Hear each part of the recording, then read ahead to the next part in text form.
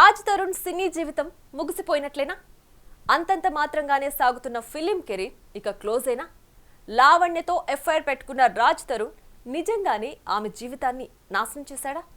తాజాగా లావణ్య అందజేసిన ఆధారాలతో రాజ్ తరుణ్ పని ఇక అయిపోయిందంటూ వస్తున్న వార్తల్లో నిజమెంతో మనము చూద్దాం. ఉయ్యాల జంపాల సినిమాతో తెలుగు ప్రేక్షకులకి దగ్గరైన హీరో రాజ్ తరుణ్. కొన్ని నెలల క్రితం లావణ్య అనే అమ్మాయి హీరో రాజ్ తరుణ్ తనని మోసం చేశాడని మీడియా ముందుకు రావడంతో ఈ టాలీవుడ్ హీరో ఒక్కసారిగా న్యూస్ హెడ్లైన్స్ లో వచ్చాడు.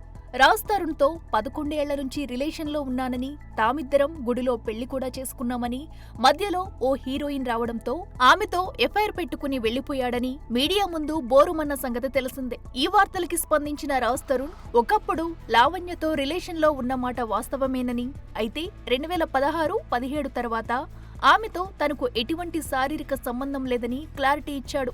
ఆమె వ్యక్తిత్వం మంచిది కాదనే దూరంగా ఉన్నానని, ఇండస్ట్రీలో ఉన్న పరువు పోతుందని ఇన్నాళ్లు తాను సైలెంట్ గా ఉన్నానని చెప్పుకొచ్చాడు.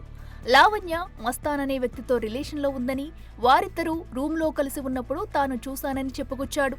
అయితే రాజ్ తరుణ్ పై ఫిర్యాదు చేసిన లావణ్యకే రివర్స్ లో నార్సింగ్ పోలీసులు నోటీసులు ఇచ్చి ఈ కేసుకు సంబంధించిన ఆధారాలు వెంటనే సమర్పించాలని ఆదేశించినట్టు తెలుస్తోంది.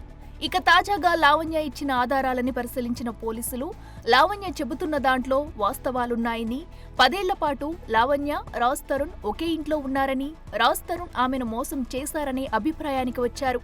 నార్సింగ్ పోలీసులు అతనిపై పలు సెక్షన్ల కింద కేసు నమోదు చేసి ఇవాళ ఛార్జ్ షీట్ కూడా దాఖలు చేశారు. అయితే ఇప్పటికే ఈ కేసులో రాజ్ తరుణ్ ముందస్తు బెయిల్ తీసుకోవడం విశేషం. ఉయ్యాల జంపాలతో హిట్ కొట్టి సినిమా చూపిస్తా మామతో టాలీవుడ్ ని తన వైపుకి తిప్పుకున్న ఈ హీరోకి కుమారి 21F స్టార్డమ్ తెచ్చిందని చెప్పాలి. ఆ తర్వాత అడపాదడపా సినిమాలు చేసినా ఏవి ఆ స్థాయి సక్సెస్ ఇవ్వలేదు. ఇక తాజాగా పోలీసులు పెట్టిన కేసు ఈ పురుషోత్తముడి కెరీర్ ని ఎటు తీసుకెళ్తుందో చూడాలి. For more videos like this, subscribe Big TV channel.